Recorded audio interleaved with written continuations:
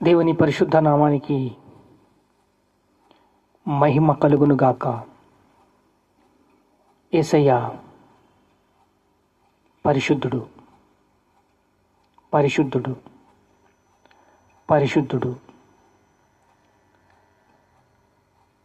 దేవుడు మనల్ని ప్రేమిస్తున్నాడు. నిర్గమకాండము 40వ అధ్యాయము 34వ వచనము. యెహోవా తేజస్సు మందిరమును నింపెను.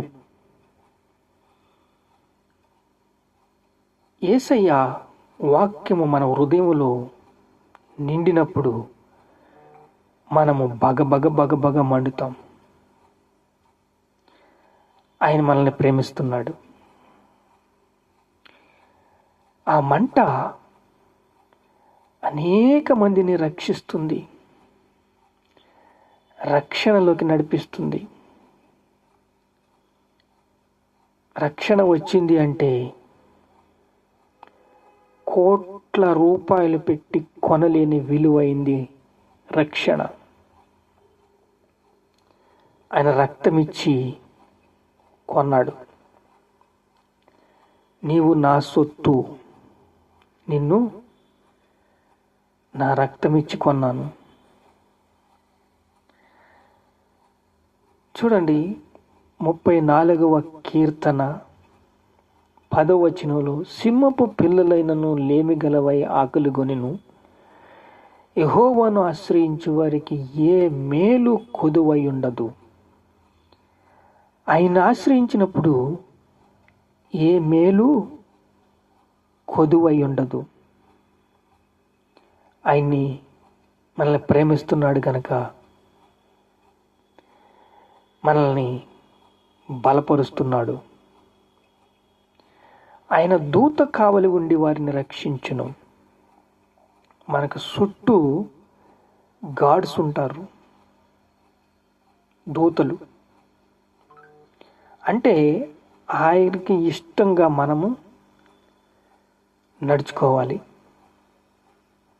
అలా నడుచుకోవాలంటే మనము ఒక గురి, గమ్యము, దర్శనము కలిగి జీవించాలి.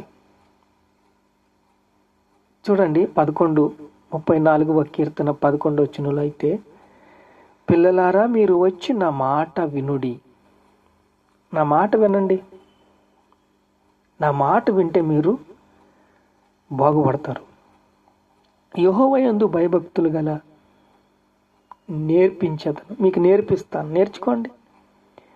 యేసుక్రీస్తు అలాగే అంటాడు, నా దగ్గరికి వచ్చి మీరు నేర్చుకోండి, నేను సాత్వికుణ్ణి.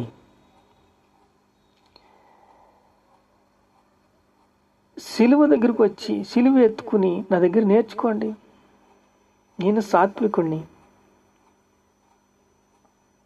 వినయము గలవాణ్ణి. ఇక్కడ అదే చెప్తున్నాడు ఆయన. మేలు నొందుచు అనేక దినములు బతుకువరుచున్న వాడు ఎవడైనా ఉన్నాడా? చెడ్డ మాటలు పలకకుండా మీ నాలికను, కపటమైన మాటలు పలకకుండా మీ పెదవులను కాచుకొనుటకు కీడు చెయ్యటం మాలి మేలు చెయ్యొచ్చు సమాధానం వెదికి వెంటాడువాడు. యెహోవా దృష్టి నీతిమంతుల మీద ఉన్నది, ఆయన చెవులు వారి మొరలు ఒగ్గి ఉన్నది.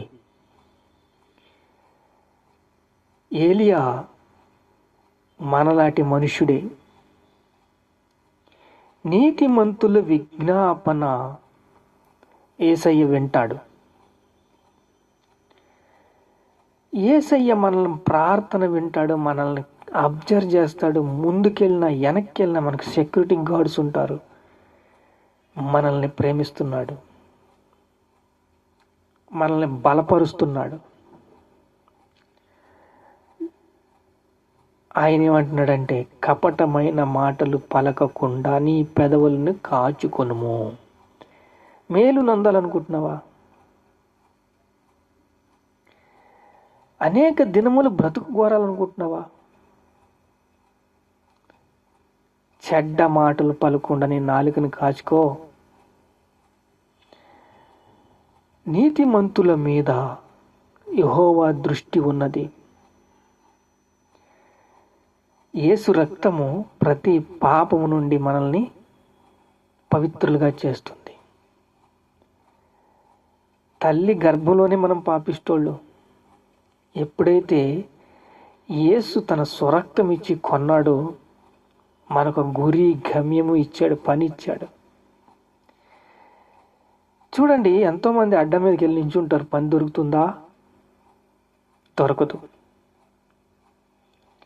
ఒకడు 3 గంటలకు వస్తాడు, ఒకడు 12 గంటలకే వస్తాడు, ఒకడు 6 గంటలకు వస్తాడు, ఒకడు 5 గంటలకు వస్తాడు. అలా పనిలో పెట్టుకున్న యేసయ్య 6 గంటలకు వచ్చినోడేమో ఫీల్ అయిపోతాడు. ఏంటి యేసయ్య, వాళ్ళకి ఒక రూపాయి ఇచ్చావు, నాకు ఒక రూపాయి ఇచ్చావు అంటే, ఆగు, నా సొమ్ము నేను ఇచ్చుకున్నా, నీకేంటి అంటే ఇక్కడ ఆయాసం ఉంది, అసూయ ఉంది. కీడు చెయ్యుట మాని మేలు చెయ్యొచ్చు, సమాధానమును వెదికి వెంటాడము. మనకి తీర్పు ఉంది. ఒకరోజు కృపాసనము దగ్గర నించుంటాం. అప్పుడు అడుగుతాడనమాట, 6 గంటలకు వచ్చావా, 3 గంటలకు వచ్చావా, 2 గంటలకు వచ్చావా, 1 గంటకు వచ్చావా, ఎన్ని ఆత్మలు సంపాదించావు, నీకు పనిచ్చిన పని ఏమైంది,